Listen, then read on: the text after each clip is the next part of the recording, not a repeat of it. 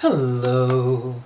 I hope everyone's having a wonderful day today. I hope you have your mugs of hot chocolate ready, because we are going to be diving back into our language and coming up with lots and lots more wonderful things to be doing.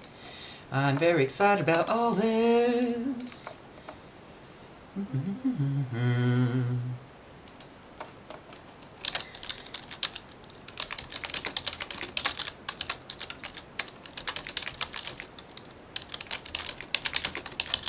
Okay, so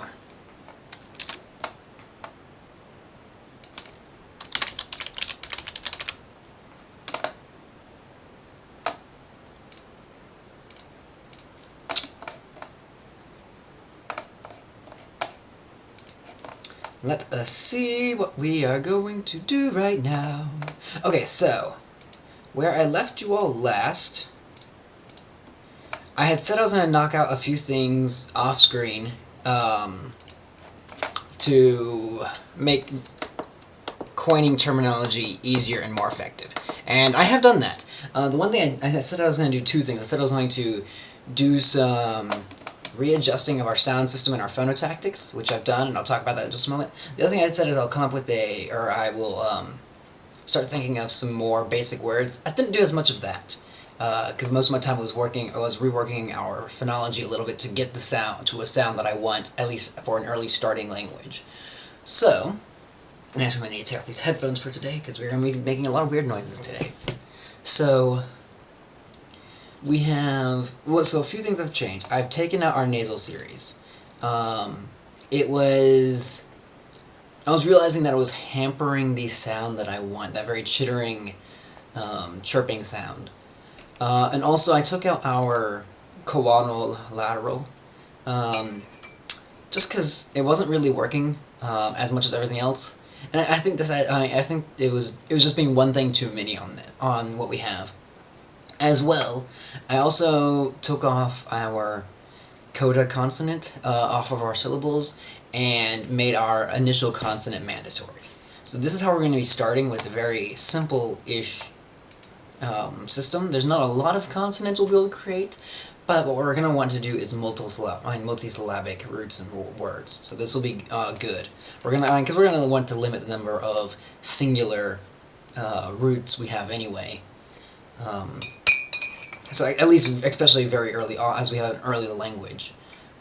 If we ever start creating consonant clusters or evolve to add on codas and such, then we might, then some of our roots would meld down to just naturally become shorter. But that's something that will evolve. That's not something we're going to try to establish from the get-go. Outside some of our very most basic words. Speaking of which, oh, and actually y'all couldn't see that. So this is actually what I was talking about, where we have our, I took out our nasal series, and I took out our coanal lateral. So, that's what we're starting out with this. Carrying on, however, we need to start creating some words. And I did also use a generator to kind of establish a sound system, not sound system, but I'm using the Zompist Gen, which is it's the word generator I've used the most. I'm aware of Awkwards, and I think it's Lexifer is the other one, or is another one. Lexifer looks powerful, but not like something I want to learn how to use right now, and Awkwards doesn't look too much different from Gen, to be honest. So, yeah, I'm using that right now to kind of generate things, but of course, everything's going to come down to what I want at the end of the day, admittedly. So, to start here, we're going to need to think of some other words we're going to want to have in this language. So we know a few other things we want. We're going to want some way, words that'll help get the rest of our noun classes together. So let's start with some of those. So,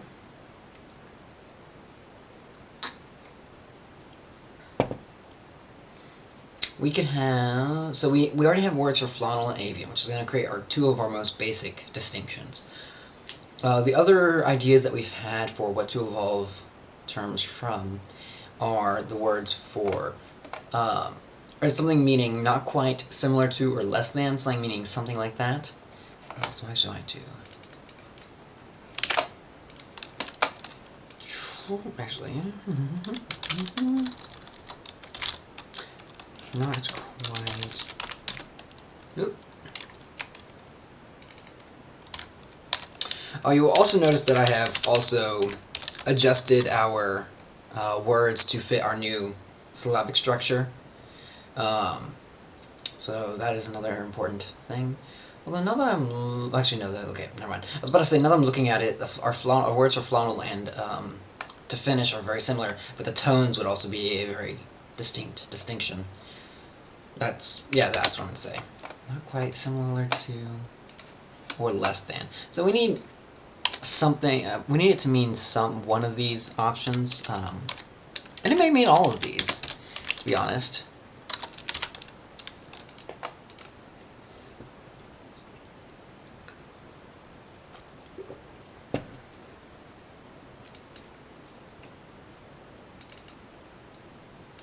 Well, actually, okay. Yeah, something meaning less than or not quite at the same time. I don't think we have any terminology in English that kind of combines those into, yeah, a similar to but less than sort of distinction. Yeah. This would be an adjective.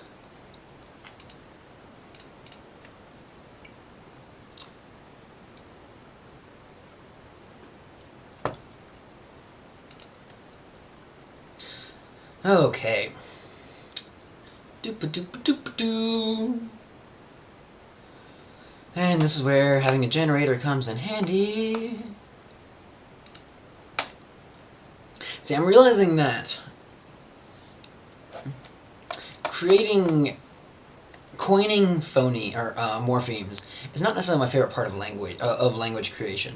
For the sheer fact of most, when I'm working in any artistic medium, whether it be conlanging, world building, composing, or writing, any of the or any other artistic pursuit I've tried, I find that I personally work best when I have something I'm working around. When I'm writing a story, I need to know where I'm writing towards, and that kind of informs every choice I'll make as to what am I working towards. Am I working towards a specific ending? Am I working towards a specific theme or message? And that works. When I'm working on music, I usually have either like lyrics, actually for me usually it's either lyrics or melody, or I'm working within a classical form. Little c, classical here. I personally am a fan of something like rondos or sonatas or fugues. Or, as I mentioned before, I'm writing around a theme or a motif or lyrics. And so usually that will inform where my process is going. I don't usually just kind of, oh, this looks good, let's do this. Although sometimes I do, but usually it's because I've run into an issue where it's fighting against, where something that sounds good, it's fighting against what I'm wanting, or of the theme, but it's not to such a degree that I just go with what I feel like at that point. It's not like at those instances it's not like I'm not completely free-floating here. When I'm conlang and world building, there is a flow of things, like what makes sense. Like we have a Flaunal Avian Society, so we've been trying to figure out what would make sense for this society as far as its current historical, as we're creating its history, but as far as like its current physiology, how does that determine how this society functions differently from humans? And the fact that there's two creatures here, how is that going to affect the language? Like there's some of these questions that we've been using to determine where we've been going. However, when we come to the morphemes here, I personally don't see as much of a connection that is tying me to this is why this should be this way, no question. Like this is informed by what we've been establishing, what we've been, this has been informed by our goals. And you've been seeing like all of this is part of why I established goals early on, is because that helped establish my direction and keep me focused. And once we have once we've coined morphemes, once I start able to playing with words, then we'll start to be able to get back into my comfort zone of we're directed here, but right now this is a little bit of a weird zone for me of starting off creating words is just a bit of a, how do we throw things together? Once we start getting derivational strategies, then we'll start getting focused again. So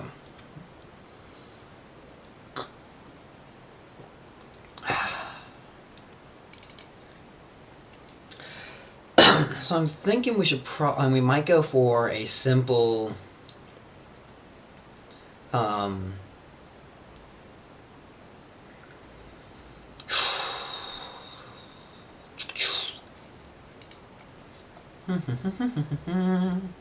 other thing we haven't established at all is any sort of romanization or orthography. That might be something we want to look into as we can carry on.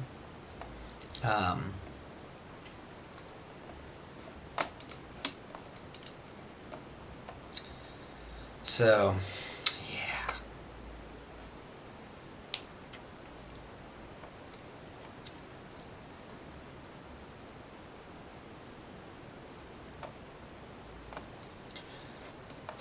I think for this is going to be a 2-syllable word. I think that makes the most sense. The problem with using a generator is that with such a small syllable inventory is that every word starts to look the same.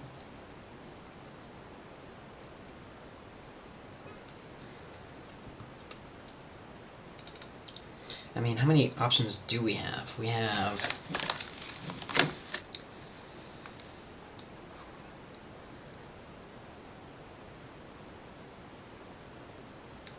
we have 13 times 3 times 3.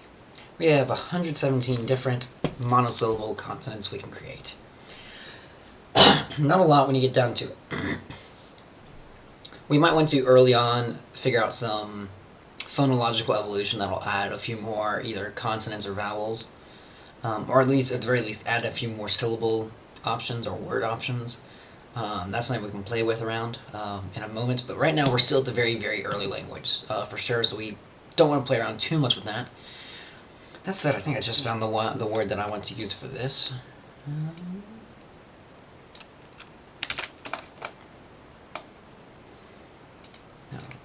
No. Okay. Rappa. Yeah, and the other thing is, I am going to struggle pronouncing some of these words, especially once we start getting into some of the longer words. And that one wasn't too bad, rappa. But when we start getting into words like this, ri,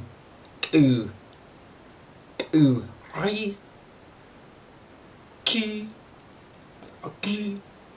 sha, rappa. We're gonna get into some more fun as we continue on with this. And once we start creating sentences, I'm gonna have a fun time pronouncing those. But this is a good. One thing I did say about this is that the phonological early on is that the phonological set that we have, as possible for this, is using a lot of consonants that I don't normally use when I'm conlanging. So this is actually gonna be good practice for me. So we also need a word meaning other or different or third category or not Flaunal or avian. It's not going to mean all of those things. Those are just options. I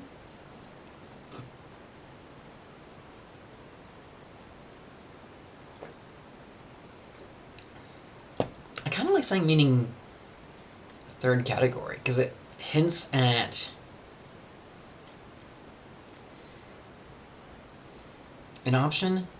But also, it loses its meaning it would lose its meaning very quickly once the lower animate evolves, which is going to be very quickly after the inanimate evolves. But also, I'm not sure it makes complete sense. So I think other or different, or just a word meaning inanimate or a word meaning rock, rock-like.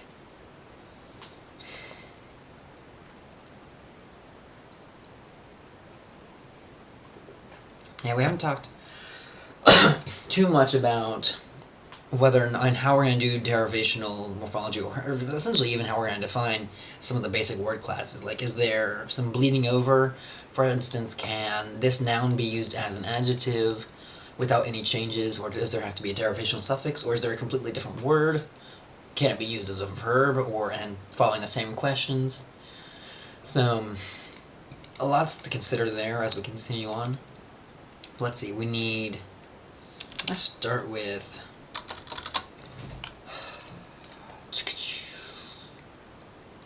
other different third category. It could also mean something just like ronk.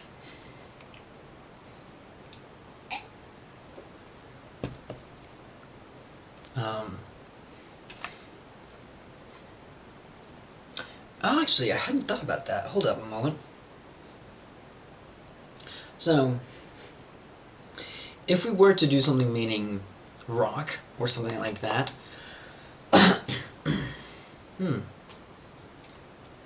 that would almost establish we could potentially extend our lower animate paradigm to that to create essentially two types of inanimate, which I kind of appreciate. You would have a higher and lower inanimate, and I could see that getting used. Okay, I'm kind of down for this. So,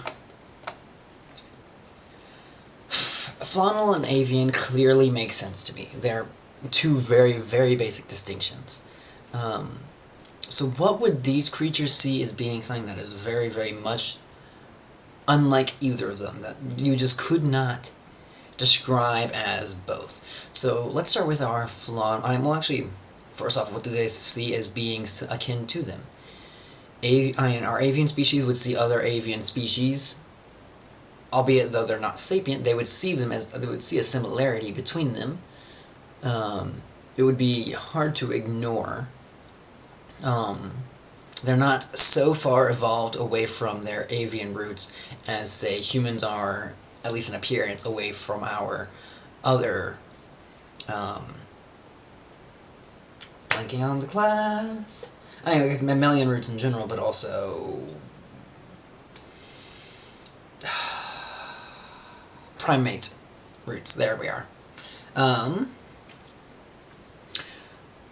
So, clearly, birds would fall under the avian category. The question is, when we start getting to other animals and into plants, where do those fall? Do Flaunal creatures still see themselves akin to plants? Or still see a resemblance between them and plants? They are very far removed, evolutionarily speaking, because they can move, and they can actively eat things. And it's possible that they may have discovered another carnivorous plant, although and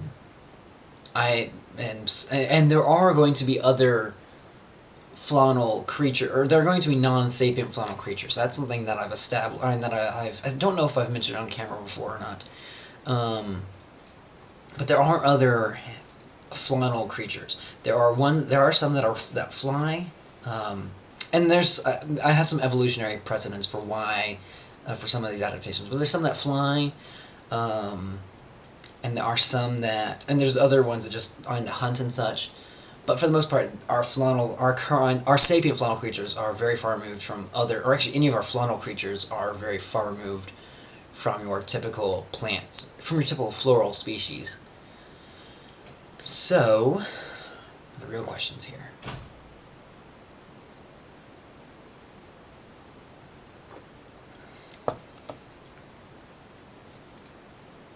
Do they see themselves as closer to being like a plant, or closer to being like an animal? Okay, let's go through their physiology for a moment. So starting at the top, they have flowers. That is a very, very important distinction. They still have flowers, they still produce fruit, much like plants do, or like many plants do. They would that's something that they would recognize as like, oh, at the very least, is like, oh, hey, that's something that we have in common. So at least there's something that we have similarly, even if they don't see it as related. Okay.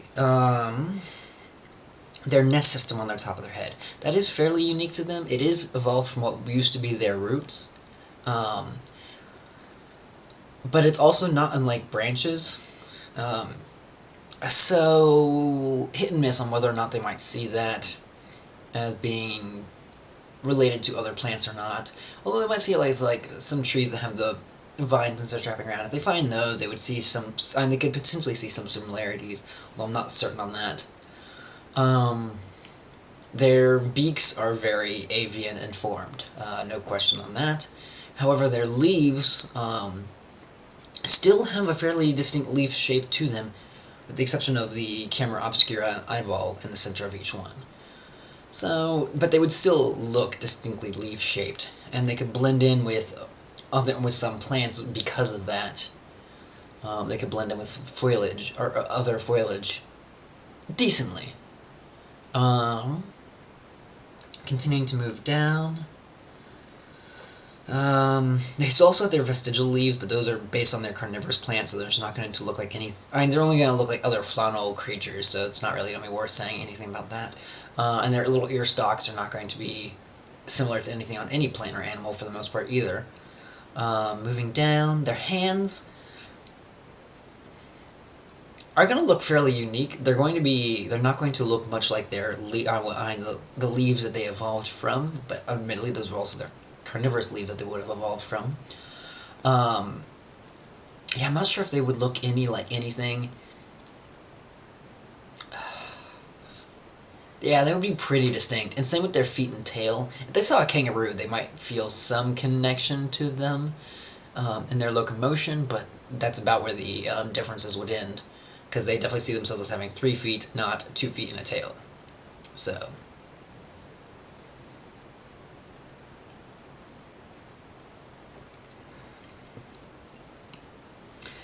Okay, so let's carry on with this. So, the real questions here. So if that's what it means to be Flaunal, yeah, I think that there would be at least some distinction with plants. That definitely this makes sense for seeing plants as less than a Flaunal creature, though. And I think yes, I do see themselves as seeing plants as similar to them in a way. However, they definitely see it as being less than, no question. The real question is, where do land animals fit? Are they more avian or are they more Flaunal? And I think they'd be more Flaunal, to be honest. So we're going to get the weird distinction where plants and animals, but not birds, where plants and most land animals are seen as more animate than, or similarly animate-ish, as opposed to birds. Oh, this is strange, okay? Maybe, or maybe it is also possible that the lower avian animate is seen as higher because they look more close to an avian form than they do, or than any of the lower Flaunal-esque forms look to any Flaunal creature. So, let's see, so you have, so we're going to have, so avian characteristics. Wings. If it has if it's able to fly, it is going to share a very avian distinction. Some smaller creatures are also going to be seen as more avian, to be honest. So there might be a distinction between, say, a real possibility is like the distinction between a house cat and a lion would be, one would be seen as Flaunal, one would be seen as avian, just based on sheer size. So I think that's actually an important distinction. Oh yeah, let's pull up our language notes that we have here, and let's actually write down some of these ideas.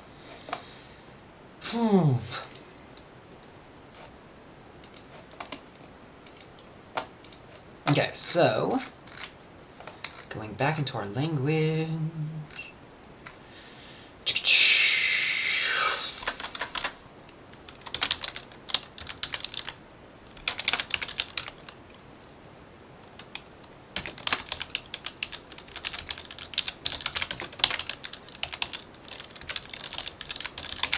Okay, Flaunal avian differentiating characteristics. so let's start with, we said Flaunal.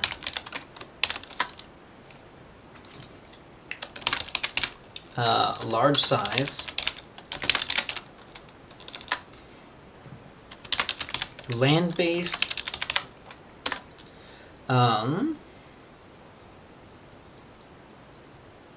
large size, land-based.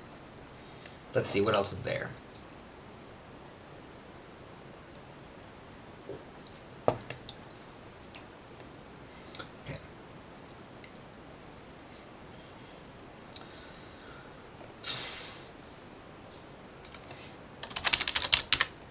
Medium to large size, land-based, plant-like, and these are not necessarily, it has to be all these things. The more it is like all these things, the more likely it is to be considered Flaunal and not just lower animate Flaunal. But yeah, let's see, land-based, plant-like, carnivorous. That's actually going to be another important distinction of carnivore. Things that eat meat specifically are going to be seen as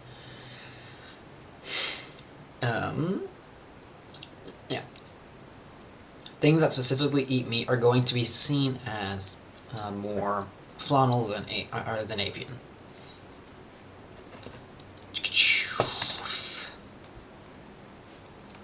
Let's see. What else is there? Land-based, plant-like, carnivorous. What else? Okay, well, actually, let's also work on our avian characteristics here.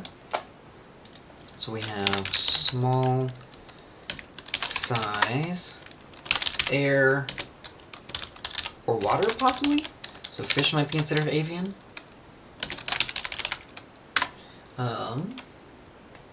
Oh! Our locomotive differences as well. Hopping.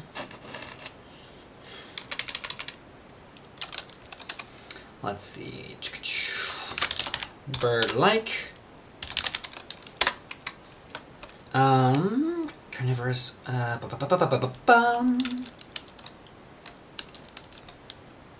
Plant-like, carnivorous, hopping, bird-like.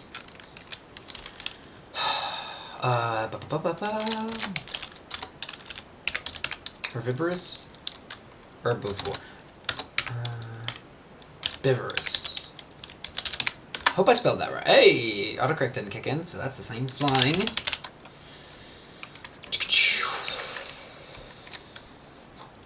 I feel like there's some other distinctions, but these are the big ones right now that I can think of.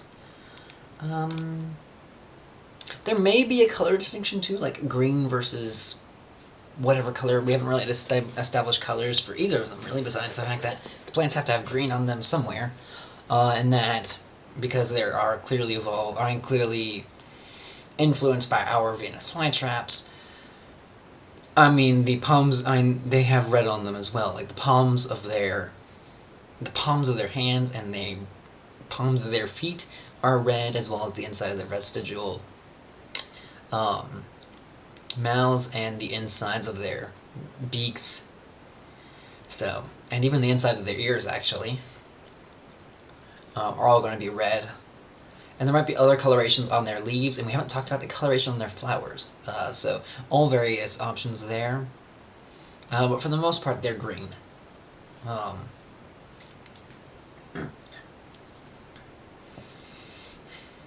So there might be like a green and non-green distinction, almost.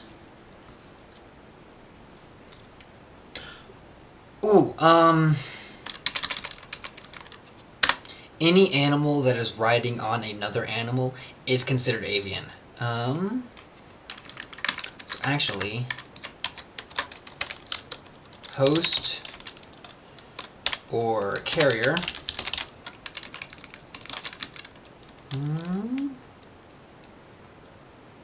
Yeah, host, home, carrier.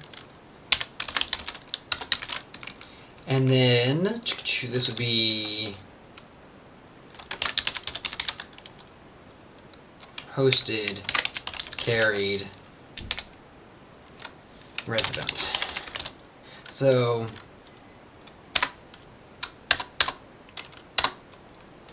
things like anglerfish. The female anglerfish would be seen as... actually, let me backtrack a moment. For those who don't know, anglerfish... female anglerfish are the ones that you typically see. Male anglerfish are tiny and will essentially just almost parasitically latch onto the female anglerfish and essentially just stay latched on for the rest of their lives. There's more to it than that, but it gets the point of where I'm going with this. The female anglerfish would be seen as more Flaunal-like, whereas the male anglerfish would be seen as more avian-like for multiple reasons. The small size, as well as the host carry, or as well as being hosted by the, or being carried by the female anglerfish. Yeah. So, yeah, and the female one would definitely be seen as more,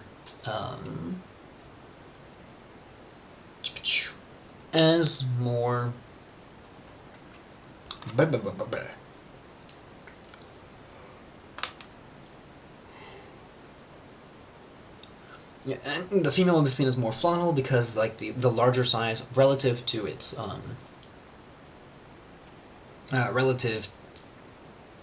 male counterpart, as well as its carnivory and its being the host. So, yeah.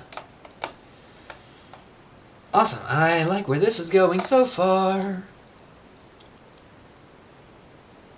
Da-ba-da-ba-da-ba-da.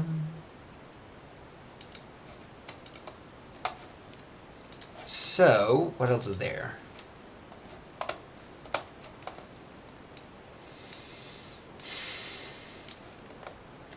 I think this gives a good start for some more differentiating characteristics.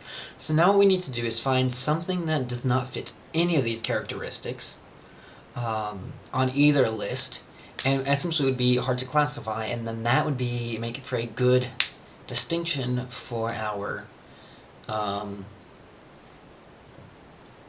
our inanimate class, as well as the fact of if it is something that is actually animate per se, then when it gets to the less than affix applied to it, that would mean that there we have our inanimate class. It would be that essentially sixth class. Okay, I like this distinction that we're getting here. So we mentioned rocks earlier. That would definitely be something that would be seen as, or that could be seen as neither belonging to Flaunal or Avian. They would be land-based. That's one thing they would have going on. But they could also be seen of either size. They're not particularly plant-like or bird-like in appearance.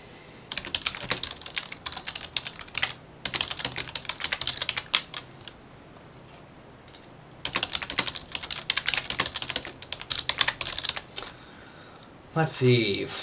It does not eat, though. That is one thing that is definitely going for it. It does not move. Host carrier, and that gets a little bit complicated. That gets some cultural, into some more cultural things that we haven't considered yet, if we're considering rocks as either hosting or being host to things. So, I mean, rocks are the quintessential inanimate distinction, in my opinion. Like, it's what anytime I've tried to use an inanimate example, it's always gone to rocks or stones or boulders or such. So, it is a possibility, but I think I can do something better. I think there's something more that we can do. Especially if there's like an animal that just defies, and we could also create an animal that would defy either of these, because I mean, this is at least a semi-alien world. We haven't really established if it's truly alien or not, or whether it's just a Earth from a different dimension. But let's see. So the size thing is going to make any classification, but the size is also fairly relative, as we've kind of discussed.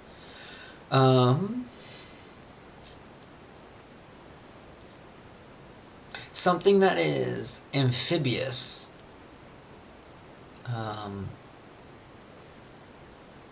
or that easily spins equal amount of times on land and air. So either amphibious or a glider of sorts could potentially. It would have to be a glider more like a that also spends time on the or that simply spends time on the ground. Yeah, but so far I'm trying. I think any animals would probably just get lumped into either one or the other. Same with any plants for the most part. Although most plants would just be considered Flaunal. Although I could make the case for flowers being considered as, well, maybe not flowers, but I could see the case for some things being considered, or some plants being considered avian, potentially. Not many, but I could see some.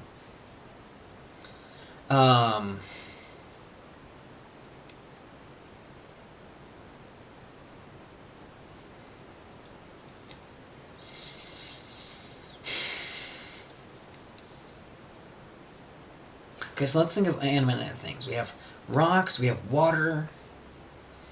I think water might be seen as might be lumped with avian, for the fact that we've mentioned the water-based things, and I think that would kind of just, air would be considered avian, water would be considered avian, land would be considered Flaunal.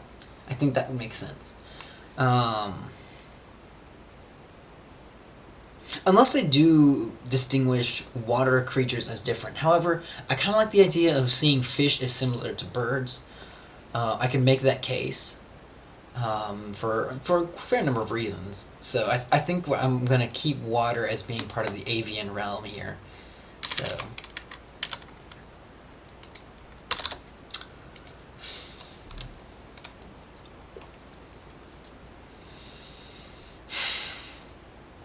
Okay, so we mentioned rocks. That still hasn't been ruled out. Water's been ruled out. Fire. Ooh. Let's look at fire. Fire could be seen as...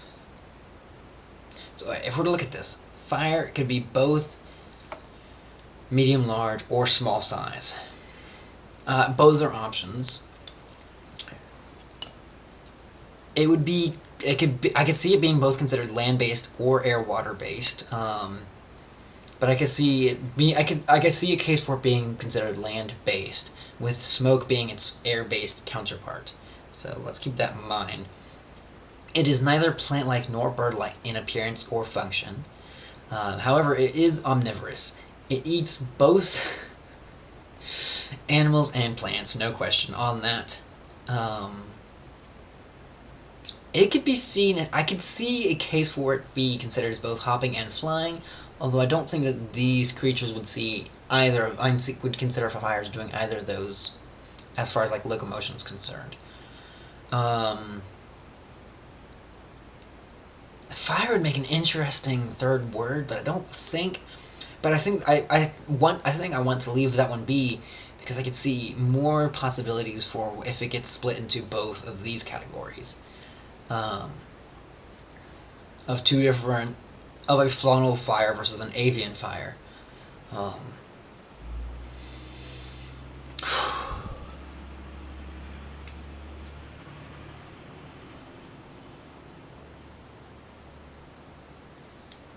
Okay, so what other distinctions can we make?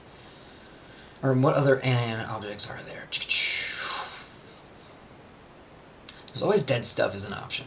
But I don't really think that that's going to be an option. Or I don't really think that's an option.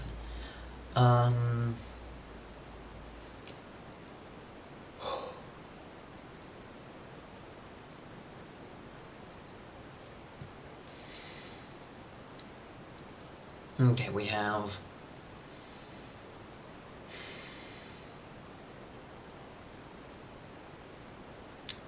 Let's see. So much to think about here.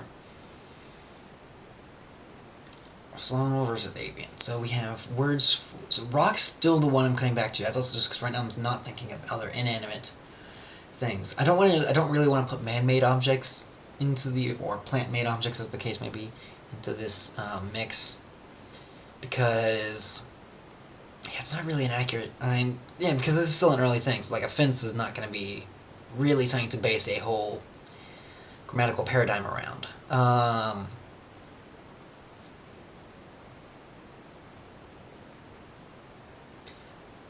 Geographical terms could also be used. Something like mountain or valley or something like that. We mentioned that maybe not land or air or water, because those would kind of fall into Flaunal and Avian categories. However, a word meaning mountain. So how would they classify mountain? It's clearly large, no question on that. But it is also very much not...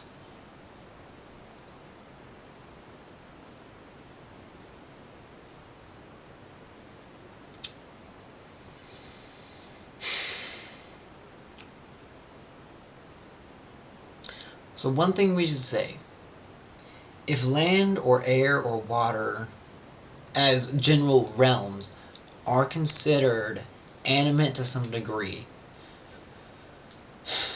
well, this isn't necessarily a thing of animate, it's more of characteristics. Do they share any, what characteristics do they share? We're basing this off of a third category that does not share any does not share characteristics with Flaunal or Avian, or at least is seen as something completely different. Or is similar to both. I don't like the similar to both because I think they would make it... I think that's where you could kind of get some fun in making a distinction and getting some cultural things, or splitting it into two, getting two different words that represent different aspects of the thing, like I mentioned with fire. Okay, so rock may be what we have to use if we're going to go this route. Or this is, I could also see, or this would be like where third category would evolve from. Where essentially saying, hey, there's a third category of things for things like rocks and such. Stuff that just aren't Flaunal or Avian. Things that just don't fit with that aren't like either of us. So, either rock or third category I think makes sense here. So... okay, so yeah, let's keep up with... So we have Flaunal, we have Avian, we have third category, or rock. I'm not thrilled with rock, and I'm not... Third category is interesting, but I think we can do something better, and I just don't know what at this point. That said, I think we have enough that we can come up with that we can coin a morpheme for it. So, let's see. Rock...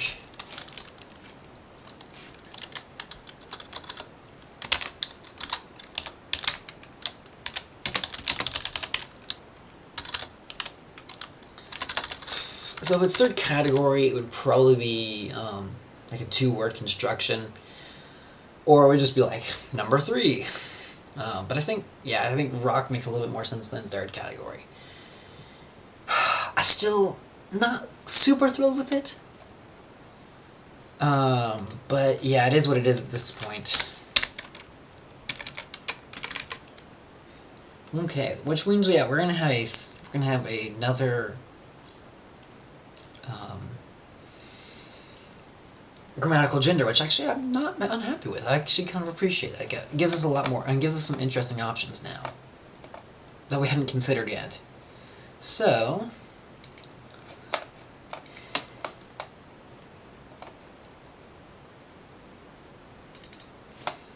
I think we're going to go with blah. And we'll make that one a low tone as well. Oop. Sorry about that. Okay.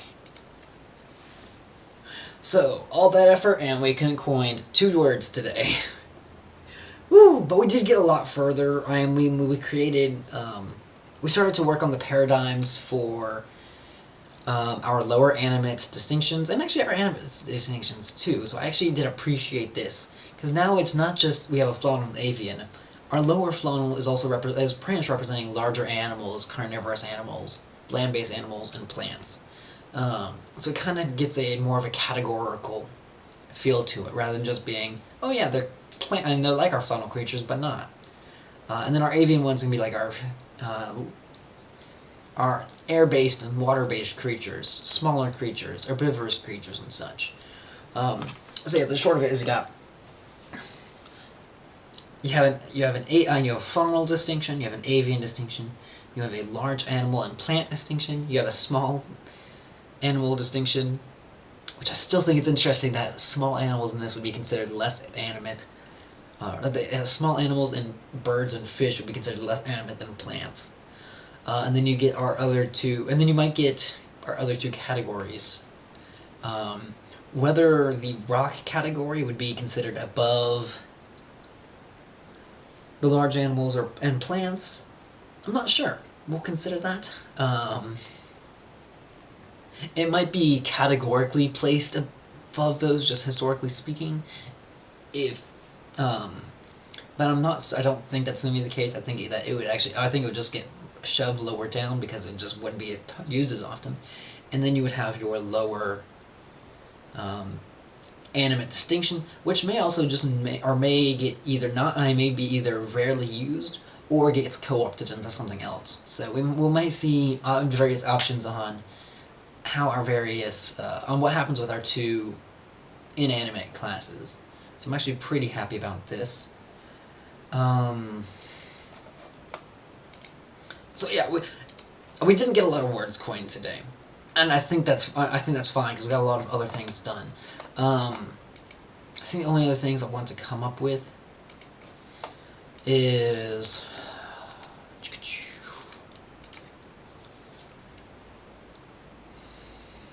I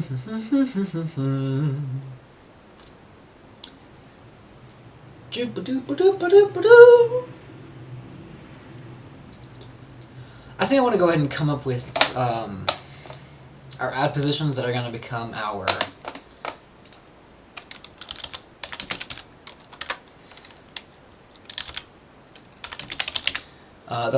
make up our basis for our case system.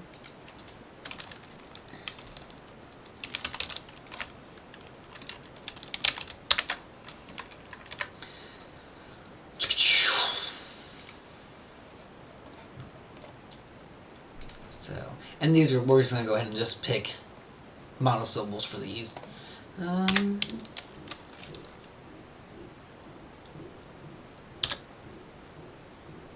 Actually, not that one.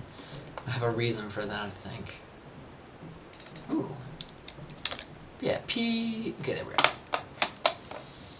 And then I need the right tone. And then our word meaning of and from. Ah, there we are.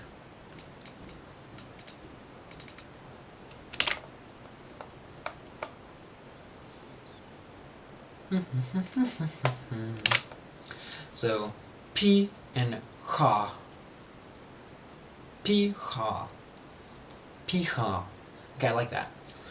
Okay, so we have some of our words that we want. U, ri, ku, ha, ba, rapa, blah, p, ha. We need more middle tones. We don't really have a whole lot of little middle tones. Or we have 2 words that are middle tones, 3 that are low, 3 that are high. It's interesting because I set the generator to put middle tones as the most common one, so curious. And then part of that is probably just my selection of things that I'm picking right now. So, but yeah, I'm liking this so far. We've got some good options here. And as we continue working with this, we'll continue creating more and more great morphemes, so great words. So yeah, I'm happy with actually where we're at today. This definitely went a lot better than Monday went. I will see you all again on Friday at 11 o'clock a.m. Eastern. We will be working on more terminology. I might have a alternative for the word for rock at that point, or alternative category name. We'll see on that. But thank you for everyone who joined me today. I hope you'll have a wonderful... And actually, y'all couldn't see what I was working on there. Y'all there, now you can see that word list as I'm working on it. So, yes, I hope you'll have a wonderful rest of your day. I will be back here on 11 a.m. Eastern on Friday. That is the, let's see, today's the 2nd, so on Friday, March 4th. Hope you'll have a wonderful rest of your days. Thank you for joining me, and I will be on Twitch in just about 15 or so minutes after this. Thank you for joining me. Have a